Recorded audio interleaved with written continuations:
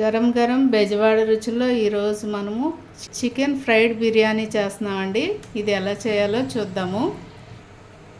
ఫస్ట్గా మనము కళాయి పెట్టుకుని స్టవ్ వెలిగించుకుని మనం ఎన్ని చికెన్ పీసులు కావాలో మీకు అన్ని చికెన్ పీసులు పెట్టుకోండి. కేజీ అయితే కేజీ, 2 కేజీలు అయితే 2 కేజీలు అలా పెట్టుకోండి. అలా పెట్టుకొని మనం చికెన్ పీసెస్ మొదటగా దీనిలో వేసుకోవాలి.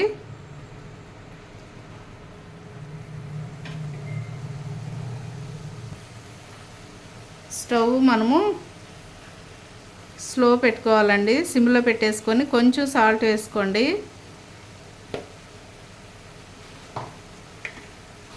కొంచెం పసుపు కూడా వేసుకోండి. వేసుకొని మనం వాటర్ పోయొద్దండి. వాటర్ పోయకుండా ఇలాగ సిమ్లో పెట్టుకొని చికెన్ని ఇలాగ మనము ఆవగించాలి. దీన్ని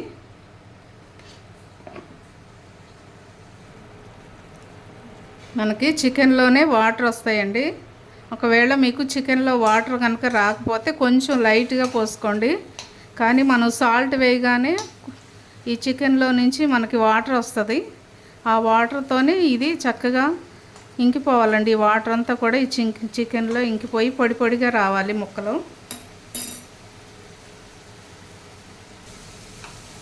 చూడండి, ఇలాగా వాటర్ అంతా ఇంకిపోయిన తర్వాత దీనిలోని నేను కొంచెం ఆయిల్ వేస్తున్నానండి. తగినంత ఆయిల్ వేసుకోండి. ఇది కొంచెం మరీ డీప్ అవ్వకూడదు, అందుకని కొంచెం ఆయిల్ వేసుకోండి. ఇది చక్కగా ఫ్రై అవ్వటానికి దీనిలో కొంచెం ఉల్లిపాయలు వేస్తున్నానండి. అలాగే 1 స్పూను అల్లం వెల్లుల్లి పేస్ట్ వేస్తున్నాను. నేను 1 స్పూనే వేస్తున్నాను. ఇదంతా కూడా దీనిలోని చక్కగా ఫ్రై అయిపోవాలండి ముక్క. చికెన్ ముక్కలు అన్నీ కూడా ఈ అల్లం వెల్లుల్లి పేస్ట్లోని అలాగే సాల్ట్ పసుపులోనే చక్కగా ఫ్రై అయిపోవాలండి. ఇంకేమీ వేయద్దు. ఫ్రై అయ్యే వరకు కూడా ఇలాగే సిమ్లో పెట్టి ఫ్రై చేయండి ముక్కలు.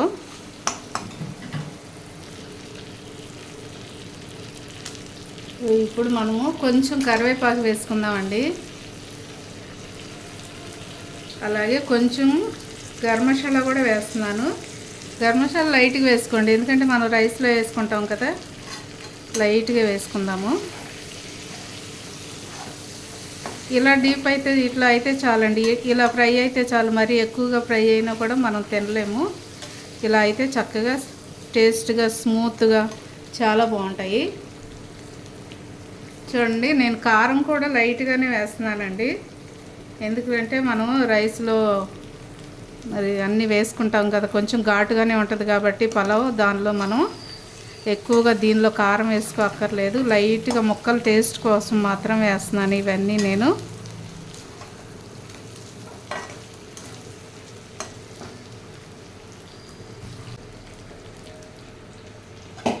ఇప్పుడు మనము పలావ్ చేసుకోవడానికి గిన్నె పెట్టుకున్నామండి. పలావ్ ఎలా చేయాలో చూద్దాం. మనం ఇప్పుడు తగినంత నెయ్యి వేసుకుంటున్నామండి. ఎందుకంటే నెయ్యి కొంచెం తక్కువ వేసుకోండి. మళ్ళీ పైన వేసుకోవాలి కదా, మనం రైస్ పైన వేసుకుంటాం కదా. అలాగే ఆయిల్ కూడా కొంచెం వేసుకోండి.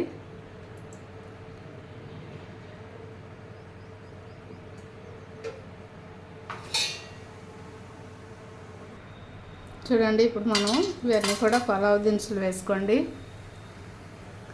పలావ్ ఆకుంటే కూడా మీ దగ్గర వేసుకోండి. సో ఇప్పుడు ఉల్లిపాయలు వేస్తున్నాను.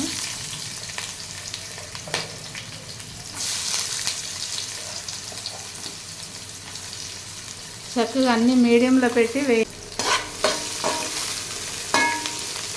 కొంచెం కరివేపాకు కూడా వేస్తున్నానండి.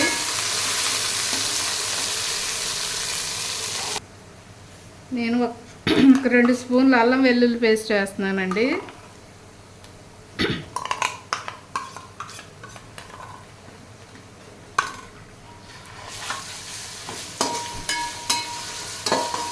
ఇదంతా కూడా ఆయిల్లో నెయ్యిలో చక్కగా వేగిపోవాలి.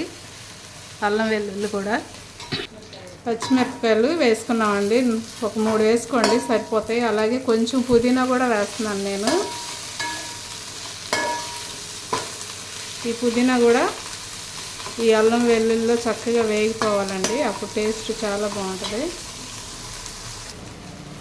మనం ఈ గ్లాస్తో 2.5 గ్లాసులు బియ్యం కడిగి పెట్టుకున్నామండి. ఎందుకంటే ఒక అరగంట ముందే కడిగి పెట్టుకోవాలి. బాస్మతి రైస్ కదా. బాస్మతి రైస్ 2 గ్లాసులు వేసాను. ఒక అర గ్లాసు మామూలు రైస్ వేసానండి. ఇక చూడండి, దీంతో మనం ఇప్పుడు వాటర్ వేసుకుంటున్నాము.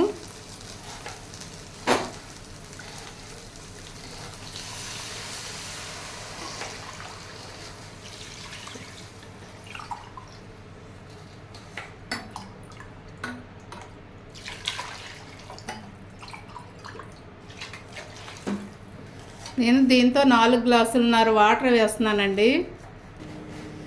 4 గ్లాసులున్నర వేస్తున్నానండి వాటరు. దీనిలో 1 స్పూన్ గరం మసాలా వేస్తున్నానండి. బిర్యానీ మసాలా వేస్తున్నాను. సాల్ట్ మాత్రం తగినంత వేసుకోండి, చూసి వేసుకోండి. మీరు వండుకునే దాన్ని బట్టి మీరు రైస్ ఎన్ని వేసుకుంటున్నారో దాన్ని బట్టి సాల్ట్ కూడా వేసుకోండి.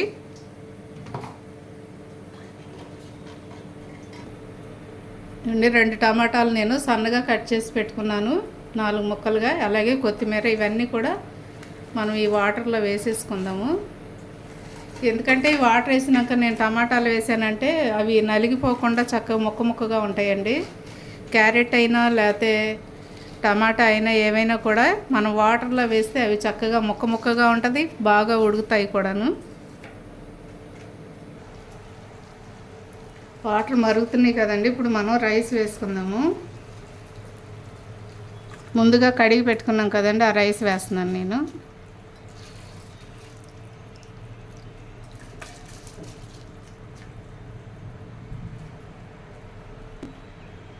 రైస్ వేసుకున్నాం కదండి, ఒకసారి గరిటతో కలిపేసి మూత పెట్టేద్దాము.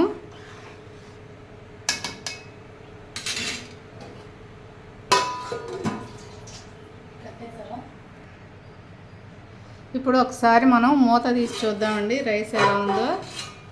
చూడండి, చాలా చక్కగా పర్ఫెక్ట్గా ఉడుకుతుంది. ఇంకా జస్ట్ 10 నిమిషాలు, ఇంకొక 5 నిమిషాలు ఉడకాలండి.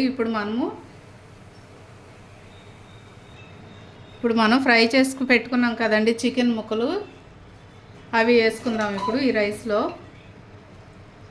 ఎందుకంటే చాలామంది ఏం చేస్తామంటే మనం వాటర్లో వేస్తాం కదండి, అలాగా మా ఇంట్లో ఇష్టపడటం లేదు, చప్పగా ఉన్నాయి అంటున్నారు ముక్కలు. అందుకని నేను ఇలా ట్రై చేస్తున్నాను అనమాట. ఇలా చేస్తే చాలా బాగుంటాయండి. ముక్క కూడా ఉప్పు పట్టి కారం పట్టి ఉంటాయి కదా, చాలా టేస్ట్గా ఉంటాయి. రైస్ కూడా చాలా టేస్ట్గా ఉంటుందండి. ఇప్పుడు ఈ ముక్కలన్నీ కూడా మనం ఒకసారి రైస్లో కలుపుకుందామండి.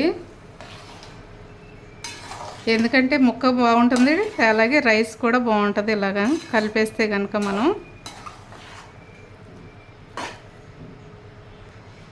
చూడండి, రైస్లో వేసి కలిపేసుకొని ఈ చికెన్ పీసులన్నీ కూడా నేను ఈ రైస్ కింద పెట్టేశానండి.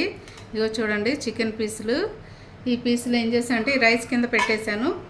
ఎందుకంటే ఇంకా కొంచెం మగ్గుద్ది కదా ఈ రైసు, చక్కగా పీసులు కూడా చక్కగా ఉడికిపోతాయి. ఇప్పుడు దీని మీద కొంచెం నెయ్యి వేస్తున్నానండి నేను. లైట్గా వేసుకోండి, ఎక్కువ వేసినా మనం తినలేము.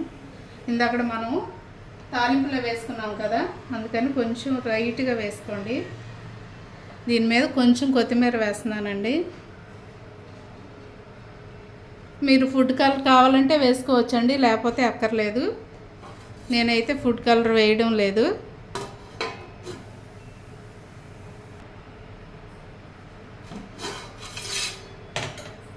నేను దీని మీద కొంచెం కుంకుమ పువ్వు వేస్తున్నానండి. మీ దగ్గర ఉంటే వేసుకోవచ్చండి, లేకపోతే అక్కర్లేదు. ఇది చూడండి, లైట్గా వేస్తున్నాను నేను.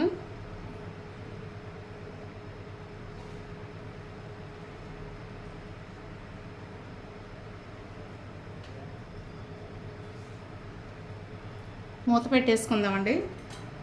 ఇంకా 2 నిమిషాలు అయితే అయిపోయిద్దండి. చక్కగా ఉడికిపోయిందండి. చాలా చాలా కలర్ఫుల్గా ఉంది, చాలా టేస్ట్గా కూడా ఉంటుందండి. ఇలా చేసుకుంటే మీరు కూడా ఒకసారి తప్పకుండా ట్రై చేయండి. ఎందుకంటే పీసెస్ కూడా చాలా బాగుంటాయి తినేటప్పుడు, చికెన్ పీసెస్ కూడా. ఇగో చూడండి, చక్కగా ఉడికిపోయిందండి. పలావ్ రెడీ అయిపోయింది. చికెన్ ఫ్రైతో పలావ్ రెడీ అయిపోయిందండి. మనం ఇప్పుడు ఒక ప్లేట్లోకి సర్వ్ చేసుకుందాము. చికెన్ ఫ్రైతో పలావ్ రెడీ అయిపోయిందండి. చూడండి, రైస్ కూడా చాలా పొడి పొడిగా చాలా టేస్టీగా ఉంటుందండి. ఇలా చేసుకుంటే కనుక ముక్క కూడా చాలా బాగుంటుంది, చప్పగా ఉండదు. ఉప్పు కారం అన్నీ కూడా పట్టి ఉంటాయి కదా, మనం ఫ్రై చేసుకున్నాం కదా ముందు వీడియోలో చూసినట్టుగా. మీరు తప్పకుండా ట్రై చేయండి. అలాగే మా ఛానల్ని మర్చిపోవద్దండి. గరం గరం బెజవాడ రుచులు. సబ్స్క్రైబ్ చేయని వారంటే సబ్స్క్రైబ్ చేయండి, షేర్ చేయండి, లైక్ చేయండి. Thank you.